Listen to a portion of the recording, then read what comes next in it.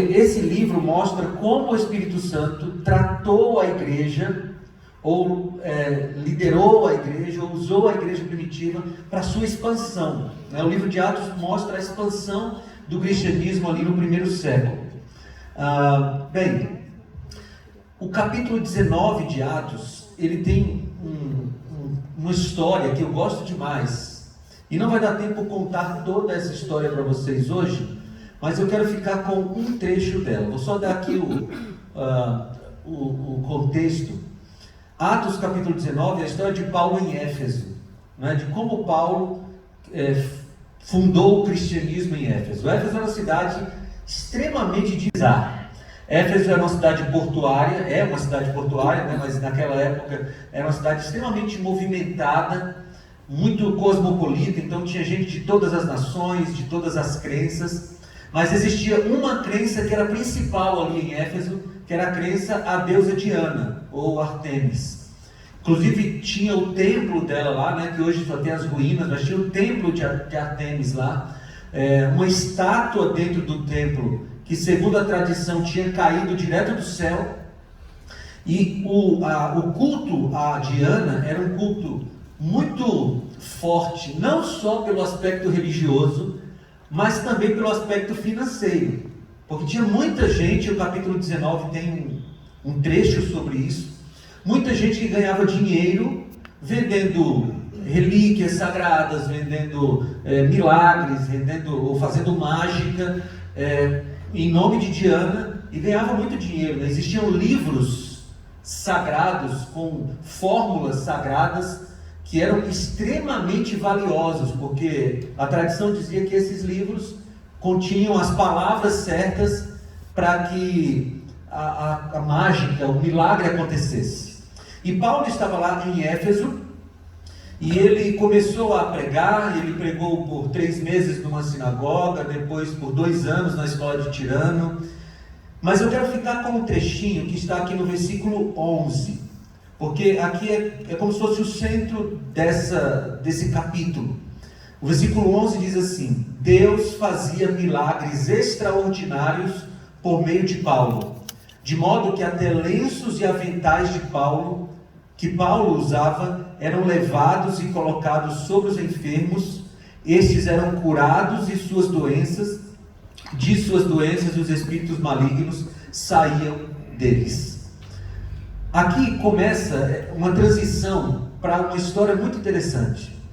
Quando Lucas, que escreveu o livro de Atos, escreve assim: Deus fazia milagres extraordinários, ele usa uma palavra grega, que é a palavra dinamis, que é traduzida como a palavra milagres aqui, que é a mesma raiz que dá origem à nossa palavra dinamite, né? É um poder do Espírito Santo, que é um poder assim, que explode o mal. Essa palavra é encontrada no livro de Atos em outro lugar, em Atos capítulo 1, versículo 8, quando diz: e recebereis poder quando descer sobre vós o Espírito Santo. A palavra poder lá em Atos capítulo 1, versículo 8 também é dinamis. Ou seja, o que Lucas, ou o Espírito Santo está falando através de Lucas, é que o poder do Espírito Santo estava sobre Paulo de tal maneira que peças de roupa de Paulo eram suficientes para curar pessoas e para expulsar demônios. E só uma observação sobre isso aqui: não era Paulo que dizia assim: leva essa minha peça de roupa lá e cura as pessoas. As pessoas reconheciam o poder em Paulo a ponto de pegar as peças de roupa dele, e os demônios respeitavam até as peças de roupa de Paulo. Por que eu faço essa observação? É que hoje tem gente tentando fazer uma coisa semelhante, né? Esses dias eu estava vendo aí um vídeo de um religioso, e ele estava pregando muito suado e tal, e aí ele pegou o lenço que estava no bolso dele, enxugou o suor, e depois jogou sobre as pessoas assim, porque ele disse que teria poder ali. Falta de higiene, né, gente? Coisa nojenta. Mas não era Paulo que dizia: leve minha peça de roupa. Eram as pessoas que reconheciam. E realmente existia poder ali. Não da peça de roupa, mas de quem a peça de roupa representava. Representava Paulo, que estava ligado com Jesus, que tinha o Espírito Santo, que derramava o Espírito Santo sobre Paulo. Então Paulo tinha esse poder extraordinário. E os mágicos, os milagreiros de Éfeso, começaram a observar que Paulo fazia coisas mais extraordinárias que eles. E eles começaram a pensar assim: puxa vida, se nós já ganhamos dinheiro com o que nós fazemos, se nós começarmos a fazer o que Paulo faz, a gente vai ficar muito rico. Só que a gente precisa descobrir qual é o segredo de Paulo. E eles observavam Paulo fazendo os milagres. E eles observavam que Paulo sempre dizia uma frase quando ia fazer alguma coisa extraordinária. Qual era a frase? Em nome de Jesus. E aí eles disseram: descobri, Paulo. Esse é o seu segredo. É só dizer em nome de Jesus. E eles tentaram. Versículo 13. Alguns judeus que andavam expulsando espíritos malignos tentaram invocar o nome do Senhor Jesus sobre os endemoniados, dizendo: em nome de Jesus, a quem Paulo prega, eu ordeno que saiam. Em nome de Jesus, a quem Paulo prega, eu ordeno que saiam. Existia entre os judeus, e nós vamos ler daqui a pouco, que esses homens aqui eram 7 filhos de um sacerdote judeu. Existia entre os judeus uma tradição que dizia o seguinte: se você pronunciar o nome sagrado de Deus, coisas maravilhosas acontecem. E eles juntaram então essa tradição judaica com o que eles observavam de Paulo e disseram assim: descobrimos o segredo, é só dizer em nome de Jesus. Só que eles não conheciam muito bem Jesus. Então eles acrescentaram algo à fórmula. Eles encontraram lá um endemoniado, chegaram para o endemoniado e disseram: olha, você vai sair daí em nome de Jesus a quem Paulo prega. E a resposta do demônio é cômica e trágica. Versículo 14. Os que estavam fazendo isso eram 7 filhos de Seva, um dos chefes dos sacerdotes dos judeus. Um dia o espírito maligno lhes respondeu: Jesus eu conheço, Paulo eu sei quem é, mas vocês quem são? A gente não tem muito a aprender com o demônio não, mas essa resposta dele dá para a gente pensar muito. O demônio estava lá possuindo a pessoa, olhou para os 7 e disse: Jesus eu conheço, Paulo eu sei quem é, mas vocês quem são? O demônio não estava falando que não sabia o nome deles, não era isso. O que o demônio estava falando era mais ou menos isso, e no original dá para a gente ver bastante o sentido disso. Assim, eu sei o poder que há em Jesus. Eu sei que Paulo tem ligação com Jesus. Mas vocês nem conhecem Jesus. Vocês estão tentando usar o poder de Jesus por tabela. E amigos, se tem uma coisa que não dá para fazer na vida cristã, é usar o poder por tabela. Você orar assim: Senhor, eu não estou muito assim íntimo contigo, mas eu peço isso em nome da comunhão da minha mãe. Eu já tentei isso, gente, não dá certo. Minha mãe é uma mulher de oração. Eu me lembro várias vezes eu acordar assim na madrugada e minha mãe está do meu lado orando. Até levar um susto de vez em quando, né? Porque você acorda e tem uma pessoa do seu lado. Não dá para você fazer coisas espirituais porque o seu marido é espiritual, porque a sua esposa é espiritual. Na vida espiritual, a espiritualidade de uma pessoa é intransferível. Ou você tem, ou você não tem. E esses homens achavam que eles poderiam usar o nome de Jesus por tabela. E olha o que aconteceu, gente. Versículo 16. Então o endemoniado saltou sobre eles e os dominou, espancando-os com tamanha violência que eles fugiram da casa nus e feridos. Foi uma espécie de UFC do inferno. 1 contra 7. Quando os demônios disseram: Jesus eu conheço, Paulo eu sei quem é, mas vocês quem são? Ele partiu para cima dos 7, bateu, feriu, tirou a roupa e os caras saíram de lá envergonhados. Sabe por quê? Porque eles não tinham comunhão com Jesus, portanto não tinham o poder, o dinamis do Espírito Santo, não tinham. E quando nós estamos lutando lutas espirituais sem o poder do Espírito Santo, o demônio faz de gato e sapato com cada um de nós. Sempre que eu leio esse texto, eu me lembro de Tiago, capítulo 4, versículo 7. Diz assim: sujeitai-vos a Deus, resisti ao diabo, e ele fugirá de vós. E a comparação entre esses dois textos é muito interessante, porque em Atos 19, versículo 16, você tem um grupo de quem o diabo zomba.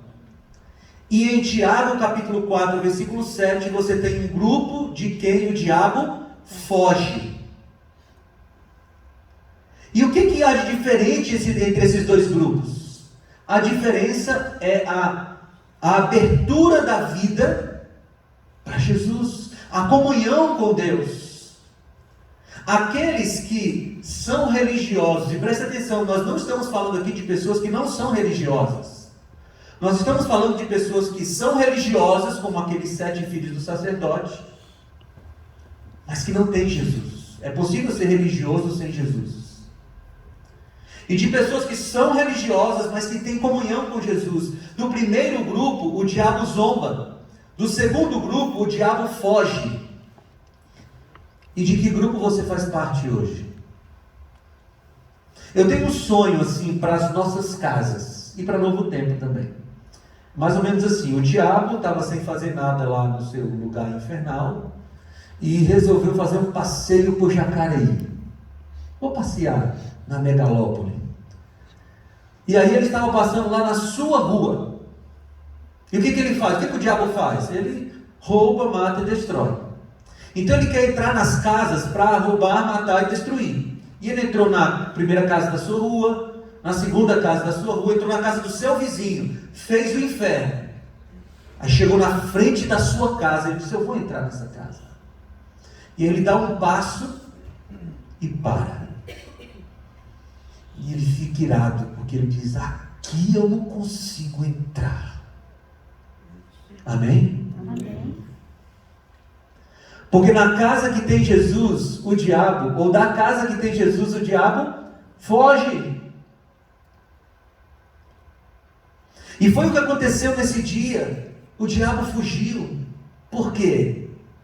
Ou melhor, nesse dia o diabo avançou contra, né? Mas em Tiago 4,7 o diabo foge. Porque é preciso ter comunhão com Jesus. E é só da comunhão com Jesus que nós temos o batismo do Espírito Santo. E esse é o meu tema hoje. O batismo do Espírito Santo. Amigos, não são palavras que vão fazer com que nós alcancemos os nossos objetivos espirituais. Não são fórmulas mágicas que vão fazer com que a gente atinja os nossos objetivos espirituais. É só o batismo do Espírito Santo. E você já ouviu várias vezes aqui no Novo Tempo que o nosso trabalho é um trabalho essencialmente espiritual. Nós temos muitos técnicos aqui. E eu falei isso com os líderes essa semana. Nós precisamos usar as melhores técnicas que existem. Os melhores métodos que existem. Nós precisamos e usamos. Nós temos aqui, gente, excelentes profissionais. Se você for em cada um dos setores, tem excelentes profissionais. Nós temos excelentes equipamentos e a Novo Tempo está cada dia adquirindo um novo, um mais moderno. Mas para o trabalho que nós fazemos, boas técnicas, bons profissionais, bons equipamentos, não são suficientes. Porque nós não somos uma rede de comunicação que apenas coloca conteúdo no ar. Se a Novo Tempo um dia chegar no patamar de apenas colocar conteúdo de entretenimento no ar, melhor fechar. Porque o nosso conteúdo é um conteúdo que deve transformar vidas. E isso só vai acontecer se nós formos um povo que é batizado pelo Espírito Santo. Um teólogo chamado Carl Bates falou uma vez assim: se você tirasse o Espírito Santo da igreja primitiva, 95% do que eles faziam deixaria de ser feito. Mas se você tirar o Espírito Santo da igreja hoje, 95% do que é feito continuaria sendo feito e ninguém sentiria falta. Isso é uma grande tragédia. Porque nós somos tentados a trabalhar só no nível da técnica. E o nível da técnica não é suficiente para nós. Do que a Novo Tempo mais precisa hoje? Não é de mais profissionais qualificados, nós já temos. A Novo Tempo não precisa de mais equipamentos modernos, nós já temos o suficiente. A Novo Tempo precisa de mais gente batizada pelo Espírito Santo. E não é só o pregador da TV, gente, da rádio, da internet. É quem está segurando a câmera. É quem limpa o estúdio para gravação. É quem edita os vídeos. É quem escreve conteúdo. É quem cuida da portaria. É quem canta nos arautos. É quem dirige lá no switcher. Mas não se enganem, o Espírito Santo não cairá sobre a Novo Tempo. O Espírito Santo cairá sobre o pastor William. O Espírito Santo cairá sobre o Chapolin. O Espírito Santo cairá sobre a Lia. E quando o Espírito Santo cair sobre cada um de nós individualmente, na coletividade, nós faremos dinamis maravilhosas. A coisa já está acontecendo, eu dei um relatório para vocês no começo. Mas nós ainda não recebemos a plenitude do Espírito. E quando nós recebermos, vai ser impressionante. Quando foi a última vez que você orou pelo batismo do Espírito Santo? O texto bíblico diz que Deus está mais ansioso por nos dar o Espírito Santo do que pais de dar bons presentes para os seus filhos. Ou seja, Deus quer dar o Espírito Santo. Alguma coisa está acontecendo em nós. E por isso ele ainda não caiu. Quando foi a última vez que você orou pelo batismo do Espírito Santo? Vamos orar agora por isso? Você pode se ajoelhar?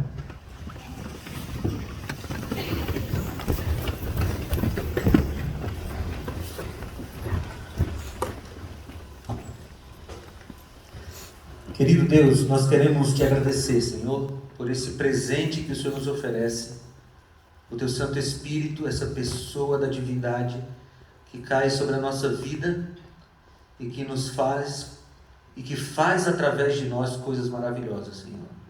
Nós estamos aqui ajoelhados como indivíduos que compõem essa empresa, pedindo que o Senhor nos batize com o Espírito Santo, Senhor. Muitas coisas já estão acontecendo aqui, Pai, mas nós queremos mais. Nós queremos essa mensagem do Evangelho pregada em todo o mundo para que o fim venha, Senhor. Então nós pedimos hoje que o Senhor nos incomode para que possamos orar pelo batismo do Espírito Santo todo dia, para que recebamos esse batismo e possamos ser usados por Ti de maneira maravilhosa. Eu te peço isso em nome de Jesus. Amém.